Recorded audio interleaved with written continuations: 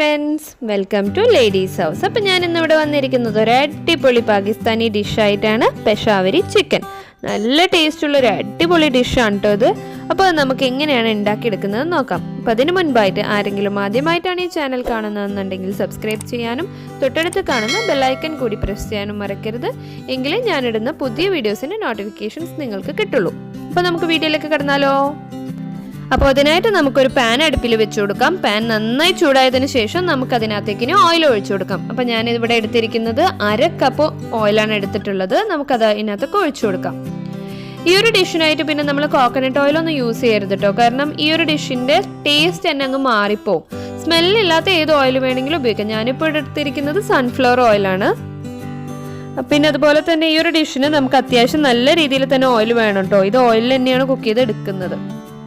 ഇപ്പോൾ ഇങ്ങനെ ഓയിൽ നന്നായിട്ട് അങ്ങ് ചൂടായി വന്നിട്ടുണ്ട്. നമ്മൾ ഇതിനകത്തേക്ക് ആദ്യം തന്നെ ഇട്ട് കൊടുക്കാൻ പോകുന്നത് ചിക്കൻ ആണ് ഇനി. അപ്പോൾ നമ്മൾ ഇവിടെ ചിക്കൻ എടുത്തിരിക്കുന്നത് 1 കിലോ ചിക്കൻ കഴുകി വൃത്തിയാക്കി വെച്ചിട്ടുള്ളതാണിത്. അപ്പോൾ നമ്മൾ ഇതിനകത്തേക്ക് അത് ഇട്ട് കൊടുക്കാം.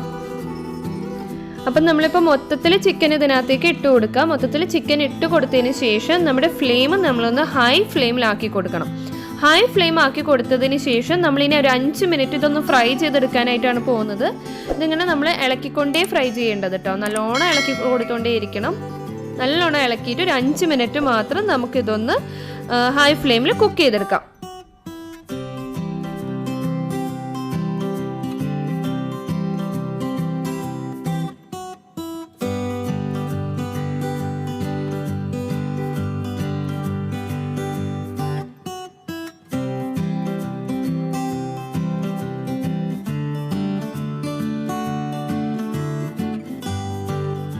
അപ്പോൾ ഇപ്പോൾ നമ്മുടെ ചിക്കനൊക്കെ ഒന്ന് നല്ല രീതിയിൽ തന്നെ വെള്ളമൊക്കെ ചിക്കനിൽ നിന്ന് ഇറങ്ങി വന്നിട്ടുണ്ട്. പിന്നെ അതുപോലെ അത്യാവശ്യം നല്ല രീതിയിലൊന്ന് ഫ്രൈ ആയി കുക്കായി വന്നിട്ടുണ്ട്. ഇപ്പോൾ ഒരു 5 മിനിറ്റ് കഴിഞ്ഞിട്ടുണ്ട്. അപ്പോൾ ഈ ഒരു 5 മിനിറ്റ് കഴിഞ്ഞ സമയത്ത് നമുക്കിനി ഇതിൻ്റെ ഫ്ലെയിം ഒന്ന് മീഡിയം ഫ്ലെയിം ആക്കി കൊടുക്കാം.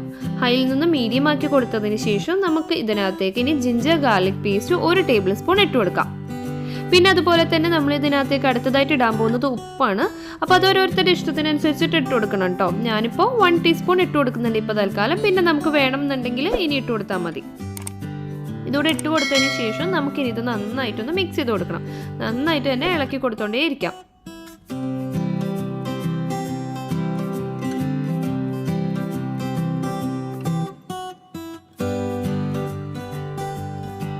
ഇനി നമ്മൾ ഇതിനകത്തേക്ക് ഇട്ട് കൊടുക്കാൻ പോകുന്നത് പൊടികളാണ്. അപ്പോൾ ആദ്യം തന്നെ ഞാൻ ഇതിനകത്തേക്ക് ഇട്ട് കൊടുക്കുന്നത് 1 ടേബിൾ സ്പൂൺ മല്ലിപ്പൊടിയാണ് ചേർത്ത് കൊടുക്കുന്നത്. മല്ലിപ്പൊടി ഇട്ട് കൊടുത്തതിന് ശേഷം നമുക്കിതിനെ ഒന്ന് നന്നായിട്ട് തന്നെ ഇളക്കി കൊടുക്കാം.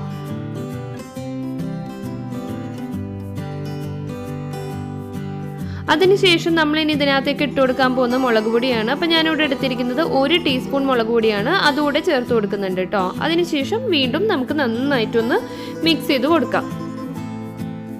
അപ്പോൾ മുളക് പൊടി ഇതിപ്പോൾ ഞാൻ ഇട്ട് കൊടുത്തിരിക്കുന്നത് നല്ല എരിവുള്ള മുളക് പൊടിയാണ്. അപ്പോൾ ഞാൻ 1 ടീസ്പൂൺ മുളക് പൊടിയാണ് ഇട്ട് കൊടുത്തിരിക്കുന്നത്. കൂടുതൽ ആഡ് ചെയ്യണമെന്നുണ്ടെന്നുണ്ടെങ്കിൽ നിങ്ങൾക്ക് ആഡ് ചെയ്ത് കൊടുക്കാം കേട്ടോ. ഇതുകൂടി ഇട്ട് നമ്മൾ നന്നായി മിക്സ് ചെയ്ത് കൊടുത്തതിന് ശേഷം നമ്മൾ അടുത്തതായിട്ട് ഇതിനകത്തേക്ക് ഇട്ട് കൊടുക്കാനായിട്ട് പോകുന്നത് തക്കാളിയാണ്. ഞാനപ്പോൾ ഇവിടെ എടുത്തിട്ടുള്ളത് 6 മീഡിയം സൈസിലുള്ള തക്കാളി സ്ലൈസ് ചെയ്ത് വെച്ചിട്ടുള്ളതാണിത്. അപ്പോൾ നമുക്ക് അതുകൂടെ ഇതിനകത്തേക്ക് ചേർത്ത് കൊടുക്കാം. അപ്പോൾ നമ്മൾ ഈ ഒരു ഡിഷിലേക്ക് നമ്മൾ സവാള ഒന്നും ഉപയോഗിക്കുന്നില്ല കേട്ടോ. തക്കാളി മാത്രമാണ് ഉപയോഗിക്കുന്നത്. അപ്പോൾ തക്കാളി കുറച്ചധികം തന്നെ നമ്മൾ ഇതിനകത്തേക്ക് ചേർക്കണം. പിന്നെ അതുപോലെ തന്നെ നമ്മൾ ഈ ഒരു ഡിഷിനകത്തേക്ക് വേറെ വെള്ളം ഒന്നും യൂസ് ചെയ്യുന്നില്ല. ഈ തക്കാളിയിൽ നിന്ന് ഇറങ്ങുന്ന വെള്ളവും പിന്നെ അതുപോലെ തന്നെ നമ്മളെ ചിക്കനിൽ നിന്ന് ഇറങ്ങിയിട്ടുള്ള വെള്ളവും മാത്രമേ ഈ ഒരു ഡിഷിൽ ഉണ്ടാവുള്ളൂ. ഇപ്പോൾ നമ്മൾ തക്കാളി കൂടി ഇതിന് ഇട്ട് കൊടുത്ത് നന്നായിട്ടൊന്ന് മിക്സ് ചെയ്തെടുത്തിട്ടുണ്ട്. നമുക്കിനി ഈ തക്കാളി ഒന്ന് കുക്ക് ചെയ്തെടുക്കണം. അപ്പോൾ തക്കാളി ഒന്ന് കുക്ക് ചെയ്തെടുക്കാൻ വേണ്ടിയിട്ട് നമ്മളിതൊന്ന് കുറച്ച് സമയം ഒന്ന് മൂടി വെച്ചിട്ട് വേവിച്ചെടുക്കണം. അതിനായിട്ട് ഞാനൊരു ഒന്ന് കവർ ചെയ്ത് കൊടുത്തിട്ടുണ്ട്. നമുക്കിനി ഇതൊരു 10 മിനിറ്റ് മീഡിയം ഫ്ലെയിമിൽ കുക്ക് ചെയ്തെടുക്കാം.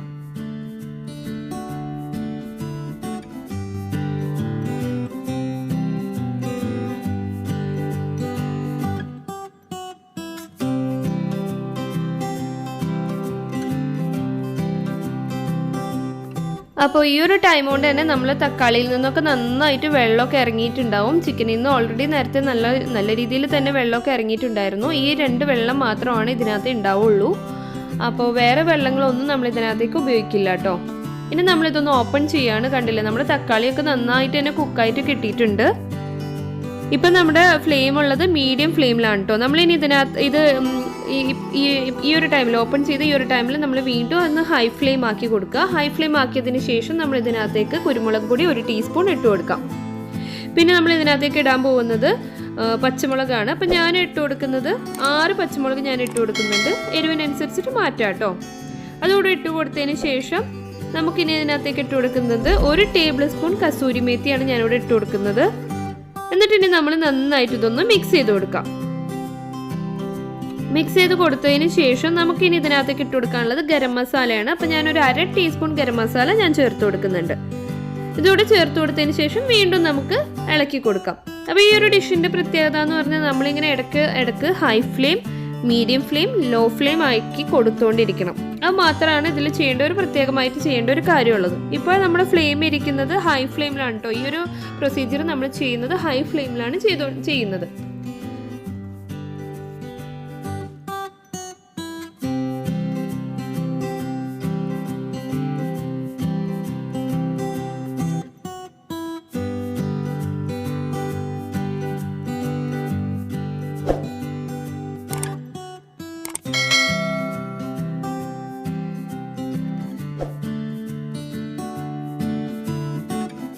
അപ്പം നമ്മുടെ കറി ഒന്ന് ഹൈ ഫ്ലെയിമിൽ കിടന്നിട്ട് നമ്മൾ കറി ഒന്ന് കുറുകി വന്നിട്ടുണ്ട്.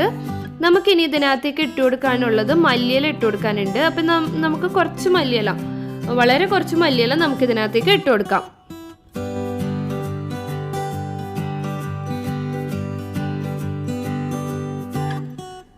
അതുപോലെ തന്നെ പിന്നെ ഞാൻ ഇതിനകത്തേക്ക് ഇട്ട് കൊടുക്കാനായിട്ട് പോകുന്നത് ഇഞ്ചി നീളത്തിൽ അരിഞ്ഞത് 1 ടീസ്പൂണോളം ഞാൻ എടുത്തിട്ടുണ്ട്. ഞാനപ്പോൾ അതും കൂടി ഇതിനകത്തേക്ക് ഇട്ട് കൊടുക്കുകയാണ് കേട്ടോ. അപ്പോൾ ഇത് രണ്ടും കൂടി ഇട്ട് കൊടുത്തതിന് ശേഷം നമുക്കിത് ഒന്നും കൂടി മിക്സ് ചെയ്തെടുക്കാം. ഇപ്പം നമ്മുടെ കറിയൊക്കെ ഓൾമോസ്റ്റ് റെഡി ആയി വന്നിട്ടുണ്ട്. നമുക്കിനി ഈ കറി ഒന്നുകൂടി ഒന്ന് സെറ്റാക്കി എടുക്കാം. കറിയൊക്കെ ഒന്നും കൂടി, ചാറൊക്കെ ഒന്നുകൂടി കുറുകി വരാനും ഒന്ന് സെറ്റ് ആവാനും വേണ്ടിയിട്ട് നമുക്ക് ഒന്നുകൂടി ഇത് മൂടി വെച്ച് കൊടുക്കാം. മൂടി വെച്ചിട്ട് നമ്മുടെ ഫ്ലെയിമിന് ലോ ഫ്ലെയിം ആക്കിയിട്ട് 5 മിനിറ്റ് വെക്കാം. അപ്പോൾ ഇനി ഒരു 5 മിനിറ്റിന് ശേഷം നമുക്ക് നമ്മുടെ കറി ഓഫ് ചെയ്ത് കൊടുക്കാം. അപ്പോൾ ഇതിനകത്ത് നമ്മൾ വേറെ വെള്ളങ്ങളൊന്നും ആഡ് ചെയ്യുന്നില്ല കേട്ടോ. അപ്പോൾ ഈ ഒരു ചാറ് മാത്രമാണ് ഇതിനകത്ത് ഉണ്ടാവുള്ളൂ. അപ്പോൾ അതിനനുസരിച്ചിട്ട് നമുക്ക് ചാറ് ഒന്നുകൂടി കുറുക്കിയെടുക്കണമെങ്കിൽ അതും ചെയ്തെടുക്കാം കേട്ടോ. അപ്പോൾ അത്രേ ഉള്ളൂ. നമ്മുടെ സിമ്പിളായിട്ടുള്ള പെഷാവരി ചിക്കൻ കറാഹി ഇവിടെ റെഡി ആയിട്ടുണ്ട്.